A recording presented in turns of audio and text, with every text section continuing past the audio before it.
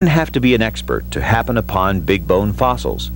J.J. Miller, whose family owned a farm at Big Bone and later leased some of the bottomland to the project, learned early on about the significance of the area in which he lived. This is a mastodon tooth that I found when I was an early teenager out near the sulfur spring on my dad's property. And it was just, I was digging around. We used to go out and dig around the creeks looking for bones and just playing as kids, really. And I found the mastodon tooth there, and it's probably one of the nicer things that I found. Most of the bones we found were just buffalo bones, bison bones. We grew up with it, and we knew that the bones, there were a lot of bones around here. And in the sulfur spring being on my dad's property, we would go out there, and of course my dad would drink the sulfur water, but none of us kids would. It smelled terrible, but supposedly it was good for you, Instead of working on the farm during the second year of the Big Bone dig, J.J. started working on the crew with a pick and shovel for the going rate, $1 per hour. There were two dig sites. One was on my dad's property. One was across the creek on what was, I don't know if it was state-owned property or it was leased as well. But there were two dig sites. Each were approximately 100 feet wide by maybe 150 feet long.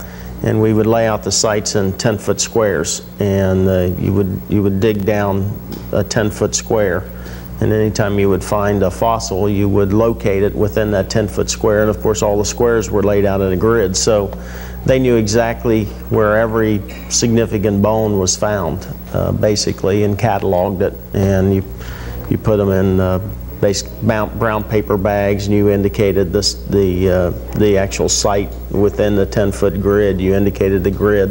When you would find a large bone, they basically you would dig down all the way around it, and they would put a cast on it. And they would cast the bone and then dig underneath it and take out the whole cast. So larger, more significant bones were done that way.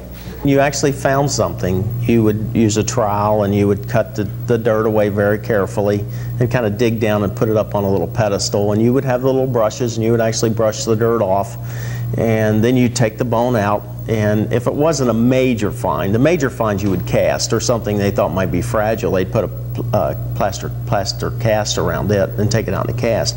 But the rest of the bones, you would take them and you would clean them the best you could, and you'd actually take them down the creek, and we'd wash them off and clean them and get them as clean as you could. And then you would dip them in a solution of Elmer's glue and water, and that preserved them. And that's how they preserved the bones, was just a solution of Elmer's glue and water.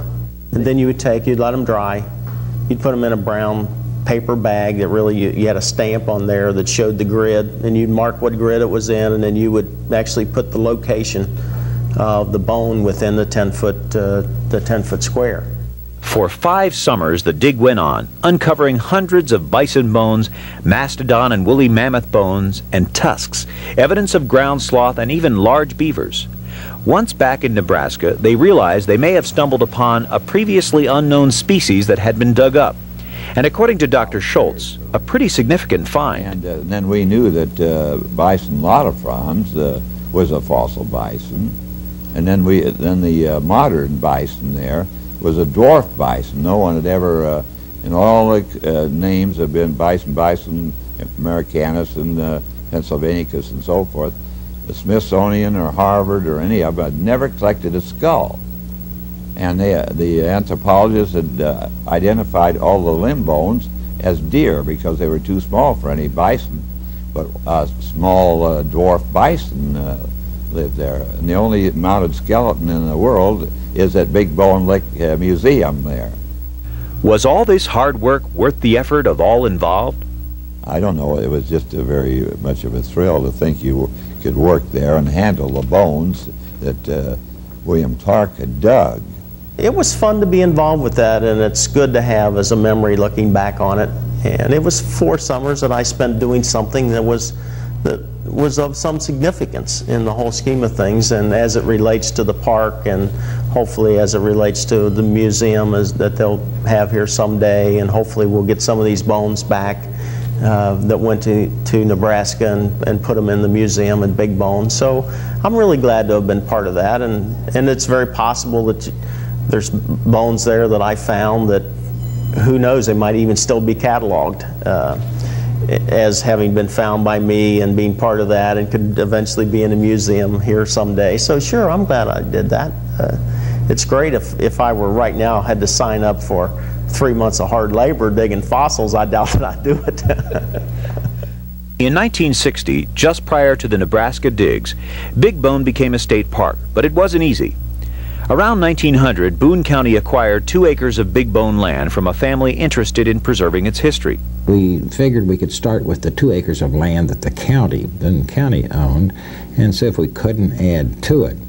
Lawrence Weatherby, I believe, was governor at that time, and so we got appointments with him, and all we got were lectures on how tight money was, and this kind of a park wouldn't make money, and the only way it would make money is if we built a big lake and flooded the whole valley, which was ridiculous because the valley was what we were trying to save. Bruce remembers going through at least 4 administrations and 4 governors before much progress was realized.